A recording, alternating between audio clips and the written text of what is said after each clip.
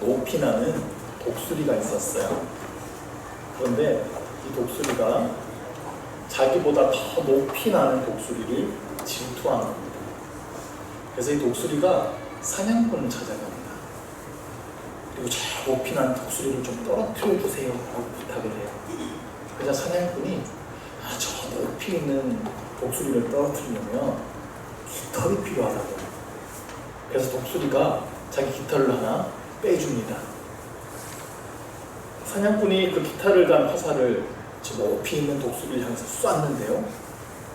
아쉽게 빗나갔어요. 어떻게 해요? 다시 또 깃털을 뽑아줍니다.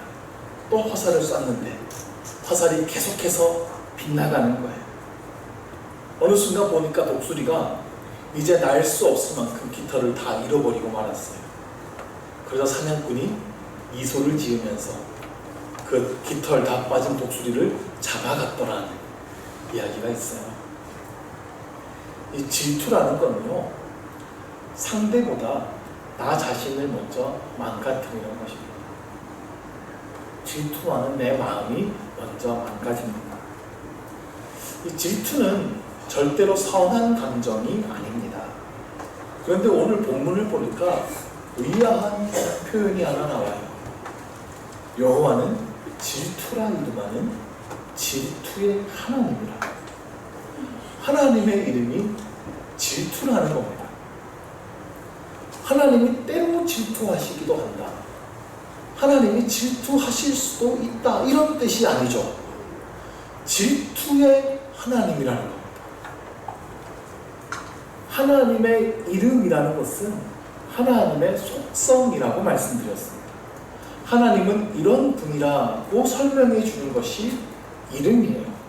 그런데 하나님의 이름이 질투예요. 어떻게 하나님이 질투일 수가 있죠? 질투에도 종류가 있습니다. 우리가 흔히 하는 질투는 남의 가진 것을 탐내는 질투입니다. 남이 나보다 더 좋은 것을 가지고 있거나 남이 나보다 더 잘 되면 하는 질투예요. 그런데 여기서 말하는 하나님의 질투는 사랑하는 사람을 빼앗기지 않으려는 열정적인 사랑의 질투입니다. 오늘은 이 질투의 하나님이라는 의미에 대해서 자세히 살펴보려고 하는데요. 먼저 오늘 본문의 배경을 좀 살펴볼 필요가 있습니다. 하나님께서는 출애굽한 이스라엘 백성들을 시내산으로 인도해 들이셨습니다. 하나님은 이 시내산에서 이스라엘 백성들과의 언약식을 준비하십니다. 하나님께서는 이스라엘 백성들을 애굽에서 건져주셨어요. 하나님이 그들의 하나님이 되시고 이스라엘 백성들을 하나님의 백성으로 삼으시기 위한 일이었습니다. 하나님께서는 그 이스라엘 백성들을 통하여서 하나님의 나라를 세우고자 하셨어요. 하나님의 나라는 하나님께서 다스리시는 나라입니다. 그 나라의 백성들이 하나님의 다스리심을 받아야 돼요. 그래서 하나님과 이스라엘 백성들과의 언약식이 필요합니다. 이스라엘 백성들은 우리가 하나님만을 섬기겠습니다 라고 약속하고 하나님의 말씀을 따르겠습니다 라고 기쁨으로 결단할 필요가 있는 거예요. 그래서 모세가 시내산 위로 올라갑니다. 거기서 하나님을 만나요. 하나님께서는 모세에게 앞으로 이스라엘 백성들이 지켜야 할 하나님의 법을 알려주십니다.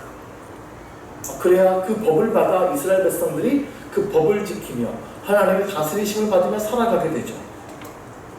하나님께서는 직접 이 돌판에 계명을 써서 주셨어요.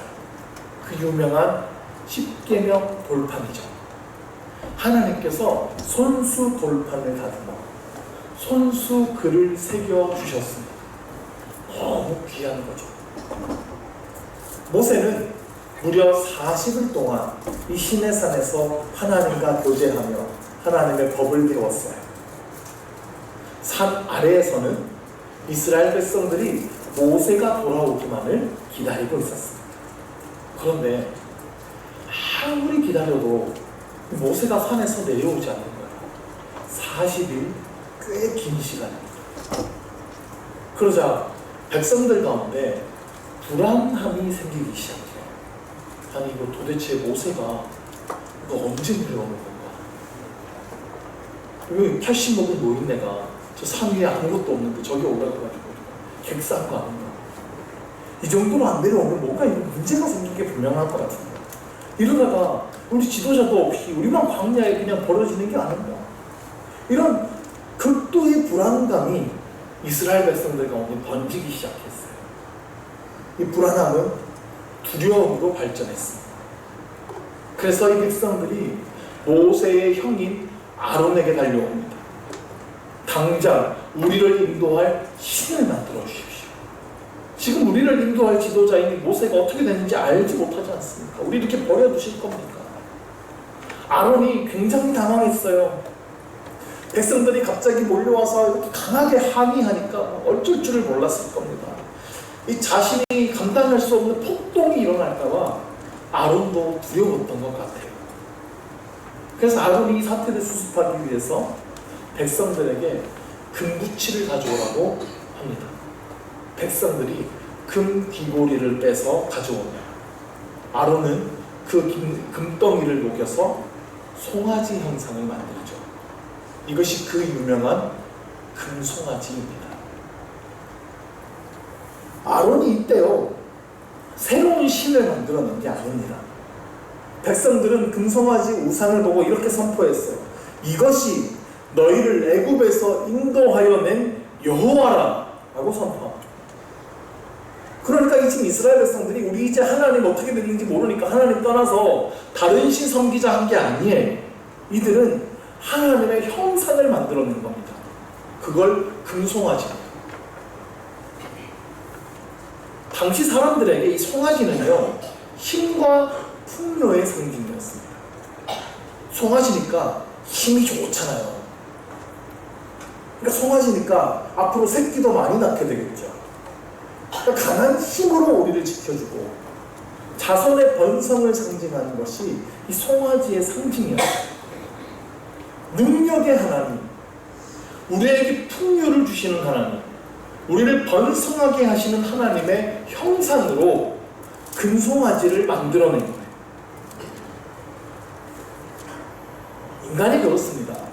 인간은 불안하면 눈에 보이는 뭔가 확실한 거를 붙들려고 하죠. 그런데 하나님은 눈에 보이지 않거든요.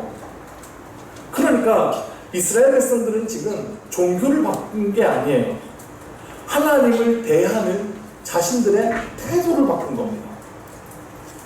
마치 하나님을 자판기 대하시듯이 대하는 거예요. 필요할 때 동전 넣으면 필요한 물건이 툭 하고 떨어지는 것처럼 자신들이 필요할 때 제사만 드리면 축복이 뚝 하고 떨어지는 거예요. 그러한 신으로 하나님을 대하겠다는 거죠.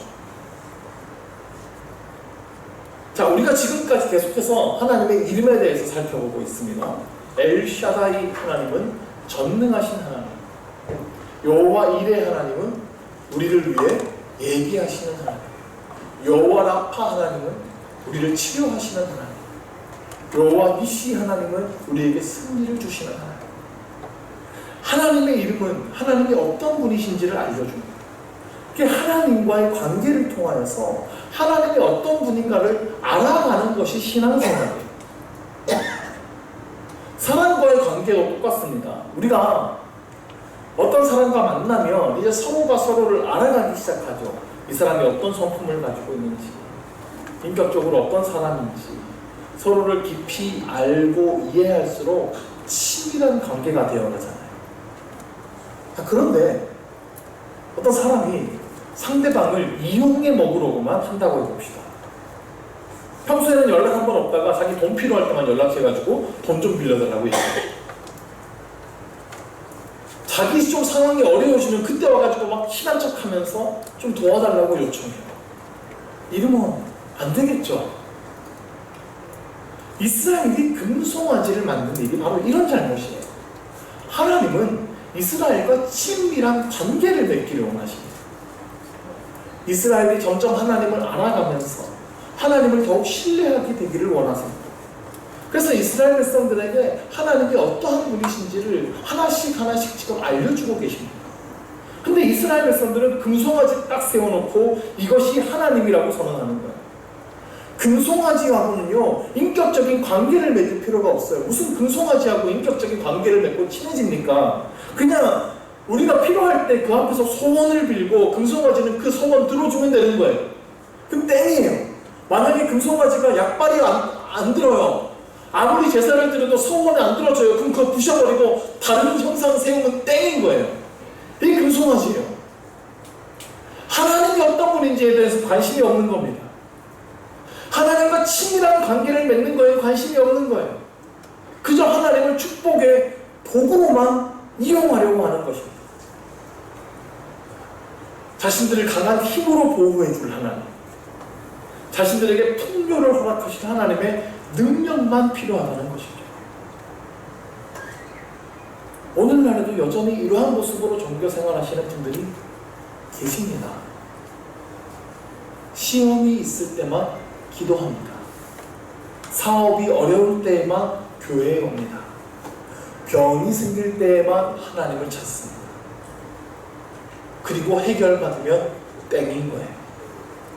그때 찾는 하나님은 나에게 능력을 주시는 하나님, 나에게 복을 주는 하나님, 내 소원을 들어주는 존재일 뿐인 거예요. 만약에 교회에 와서 기도빨이 안 먹힌다, 그럼 기도원에 가면 돼요. 이거 기도원에 가도 뭘 해도 안 되겠다 그러면 절에 가서 절하면 되고, 안 되면 무당 불러서 굿하면 되는 거예요. 그냥 내 소원 이룰 어떤 대상이 필요한 거죠. 그러니까 교회에 와서 기도해서 어떤 문제가 해결돼도 다시 그 문제가 해결되고 나면 하나님께 관심이 없는 거예요. 다시 세상으로 가서 세상을 사랑하며 살아가면 되는 것입니다. 이것이 바로 지금도 여전히 만들어지고 있는 금송아지들입니다. 모세가 십계명의 두 돌판을 들고 산에서 내려왔습니다. 산 아래에서 떠들썩한 소리들이 들려요. 이스라엘 백성들이 금송아지 우상을 세워놓고 그것을 돌면서 춤추며 노래하고 있습니다. 모세가 그 광경을 보고 크게 노합니다. 그리고 손에 든 돌판을 깨트려 버립니다. 하나님께서 친히 새겨주신 이 귀한 돌판을 깨트려 버렸어요. 이것은 하나님과 맺으려던 그 언약이 깨져버렸다는 것을 의미하는 거예요. 예를 들면 이런 경우에 사랑하는 남녀가 결혼을 하기로 약속했어요. 결혼 준비를 한창 하고 있습니다. 예비 신부가 혼자 막 뛰면서 바쁜 남편을 위해서 혼자 식장 예약하고 드레스 고르고 바쁘게 다니고 있어요. 근데 저녁에 이 남자가 다른 여자하고 바람을 피고 있는 모습을 보게 된 거예요. 그러면 그 결혼 깨지는 거죠. 그런 사람이랑 결혼할 수 있습니까? 모세가 돌판을 깨트린 것은 지금 그렇게 하나님과의 관계가 깨졌다는 것을 의미합니다. 하나님께서도 진노하셨습니다. 이스라엘 백성들을 모두 멸하시겠다고 노하셨어요. 그러자 모세가 하나님을 말립니다. 하나님, 그래서는 안 됩니다. 간절히 기도해요. 하나님께서 지금 이렇게 이스라엘 백성들을 다 진멸하시며 하나님의 영광이 가려지지 않겠습니까? 하나님께서 이스라엘 백성들을 가나안 땅에서 인도하여 내시고 가나안 땅에 들이시고 하나님의 나라를 이루시겠다고 분명히 약속하시지 않았습니까? 그 말씀을 지키십시오. 하나님, 그러지 않으려면 제 이름을 차라리 생명책에서 지워주십시오. 모세가 간절히 기도했어요. 하나님께서는 그 이스라엘 백성들을 용서하시기로 결단하십니다. 다시 이 이스라엘 백성들과 언약을 맺고자 하세요. 그래서 모세가 다시 시내 산으로 올라갑니다. 이제 모세는 다시 그 십계명에 새겨질 두 돌판을 준비해서 산으로 올라가요. 하나님께서는 다시 이스라엘 백성들이 지켜야 될 계명을 주시고 그 돌판에 친히 기록해 주십니다. 바로 이 배경에서 오늘 본문의 이야기가 나왔어요. 하나님은 질투의 하나님이라는 겁니다. 오늘 본문 14절을 다시 보겠습니다. 너는 다른 신에게 절하지 말라. 여호와는 질투라 이름하는 질투의 하나님입니다. 보통 우리가 이 질투라는 단어를 부정적인 의미로 사용합니다. 남이 나보다 잘 되는 것을 질투한다는 거지. 그런 시기적인 질투는 부정적인 게 맞습니다. 근데 여기서 나오는 질투는 그런 성격이 아니에요. 사랑하기 때문에 나오는 질투라고 했습니다. 자, 여기서 하나님은 질투라고 할 때 앞에 나오는 말이 중요해요. 너는 다른 신에게 절하지 말라 그랬어요. 하나님께서는 자신이 사랑하는 자기 백성이 다른 신에게 절하는 것을 두고 보지 못하신다는 겁니다. 하나님께서는 우리를 사랑하시기 때문입니다. 자, 젊은 남녀가 다정하게 팔짱을 끼고 이렇게 지나가요. 그러면 질투가 납니까? 저것들 저거 언제까지 가나 보자. 다 죽어버려라. 그럽니까?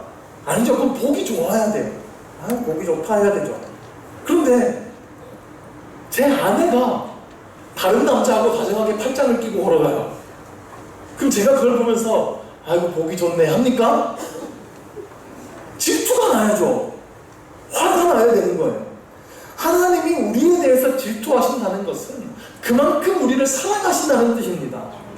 사랑하니까 질투하는 거예요. 관심이 없으면 딴 남자랑 팔짱을 끼고 가든 뭘 가든 관심 없죠. 그래 넌 이대로 살아라 하죠. 사랑하니까 질투하는 거예요. 하나님은 우리를 위해 자기의 독생자를 버리실 만큼 우리를 사랑하신다는 거예요. 그 엄청난 사랑을 베풀어 주시면서 우리에게도 그 사랑을 요청하시는 거죠. 그 사랑의 관계로 우리를 요청하고 계시는 거예요.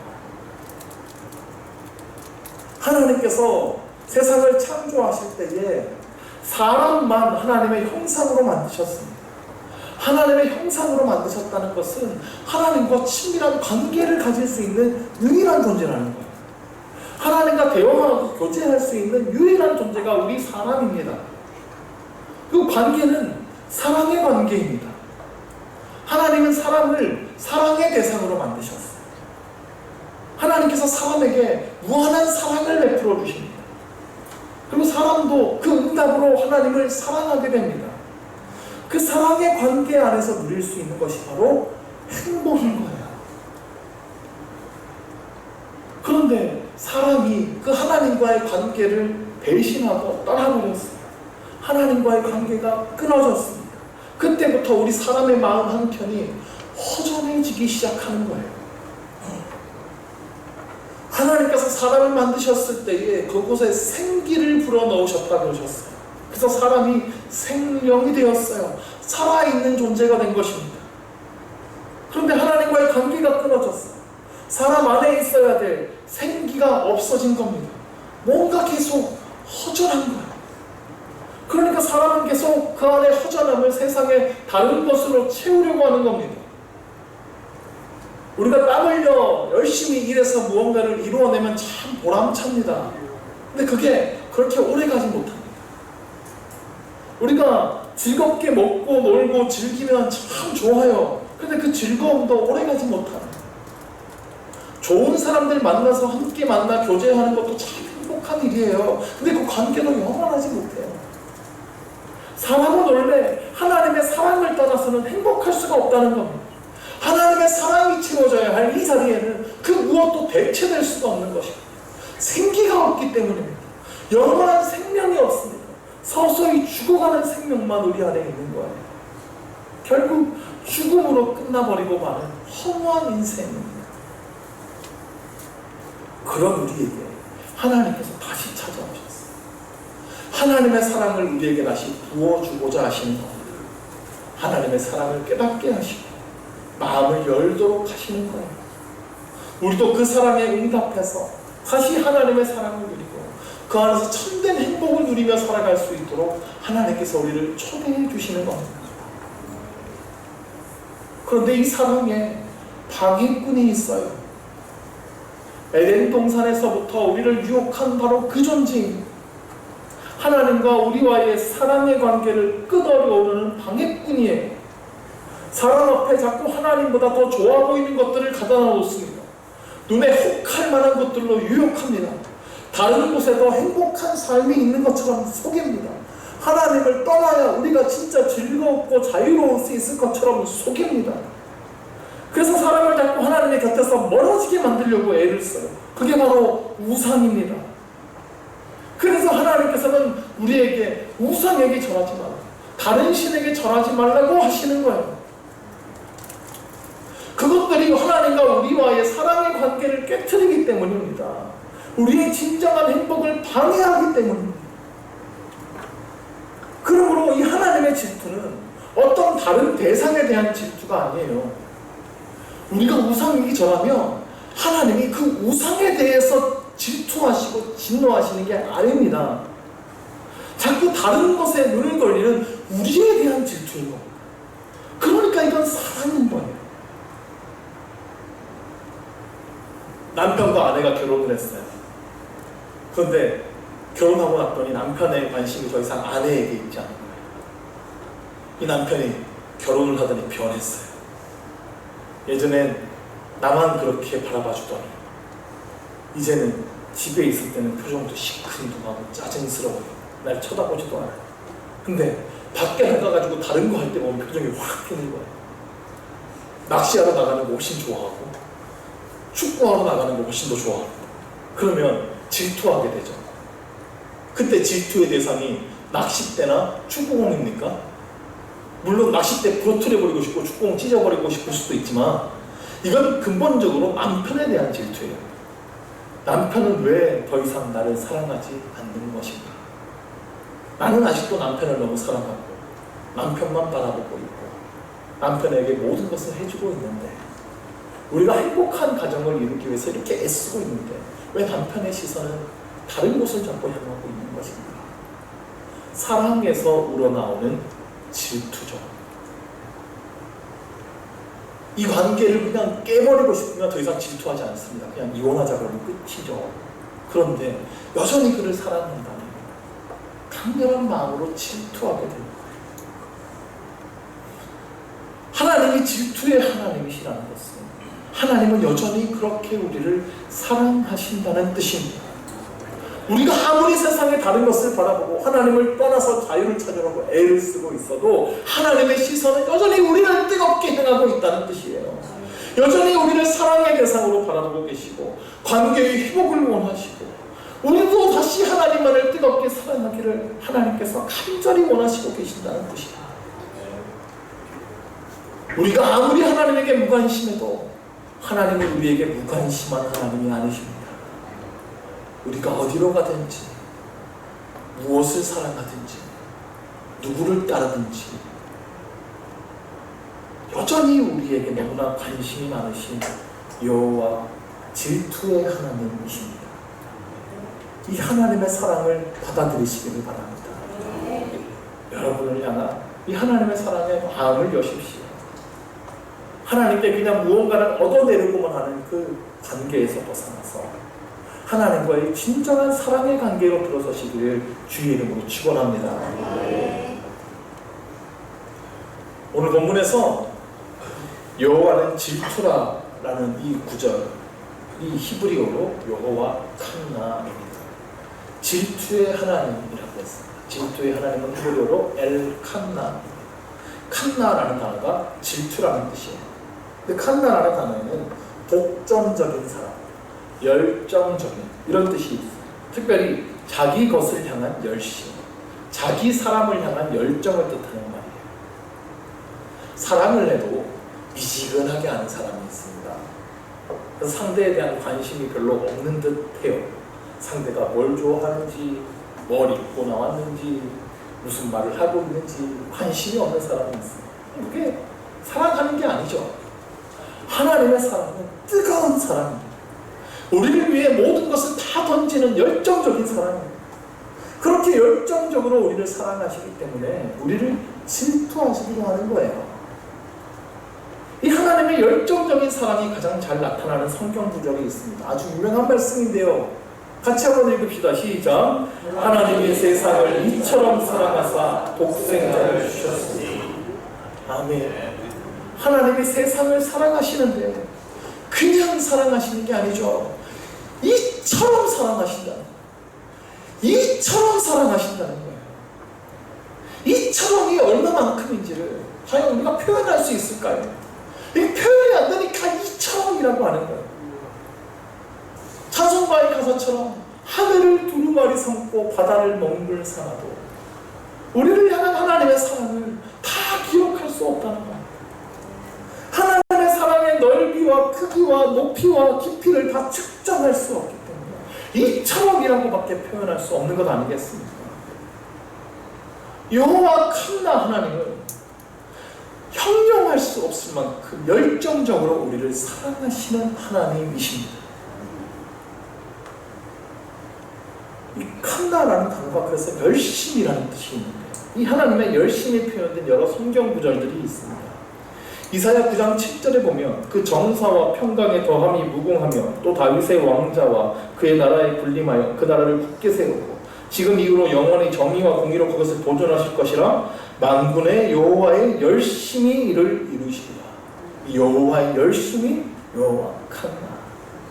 에스겔 39장 25절에 그러므로 주 여호와께서 이같이 말씀하셨느니라. 내가 이제 내 거룩한 이름을 위하여 열심을 내어 야곱의 사로잡힌 자를 돌아오게 하며 이스라엘 온 족속에게 사랑을 베풀지라. 여기도 열심이라는 단어가 나오죠. 이 단어가 바로 칸나라는 단어의 명사형 단어입니다. 우리를 향한 하나님의 열심.